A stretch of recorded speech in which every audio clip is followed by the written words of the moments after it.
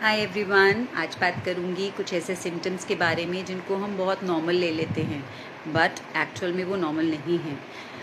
जैसे इंडाइजेशन का फीलिंग होना, बहुत ही फ्रीक्वेंटली आपको ऐसा लगना, ब्लोटेड फील करना मोस्ट ऑफ द टाइम, या खाना नहीं अच्छे से डाइजेस्ट हो रहा है, खाने में बाउल मूवमेंट का इशू रहना, कभी कॉन्स्टिपेटेड फील करना, कभी डायरिया का इशू रहना।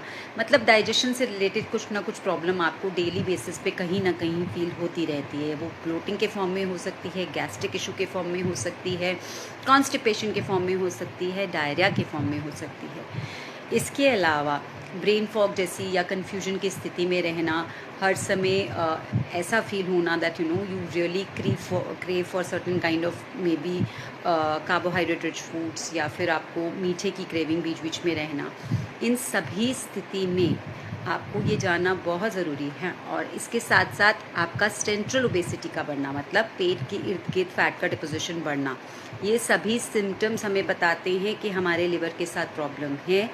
It is a case of sluggish liver, जहाँ लिवर का फंक्शन धीरे धीरे जो है वो प्रॉपरली नहीं हो पाता है, फंक्शन उसका डिस्टर्ब हो जाता है, जिसका मेजर कारण जो है वो आपका प्रोलॉन्ग समय से चलता हुआ आपका ईटिंग हैबिट्स और आपका लाइफस्टाइल है।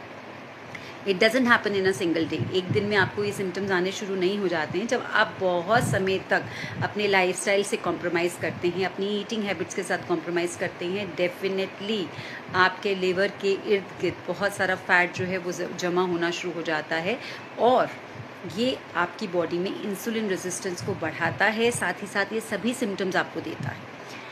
इन सभी सिम्टम्स को भी अगर हम सही समय पे पहचान जाते हैं, it is very much reversible. So please try and observe the symptoms you have.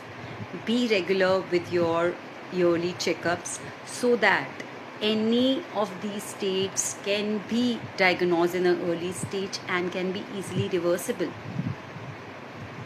बाकी लिवर से ये जो रिलेटेड सिम्टम्स मैं आपको बता रही हूँ, with in a span of 2 to 3 months अगर आप अपनी डाइट पे, लाइफस्टाइल पे काम करते हैं, डेफिनेटली ये चीज़ें रिवर्स हो जाती हैं। But if again you ignore these symptoms for a prolonged period of time, then definitely you are creating a problem for yourself, because long run में बहुत सारे लिवर से related problems, even in fact liver failure जैसे issues भी आप face कर सकते हैं अगर आप इन सभी सिम्टम्स को सही समय पे ना पहचान कर इसका करेक्टिव एक्शन नहीं लेते हैं तो.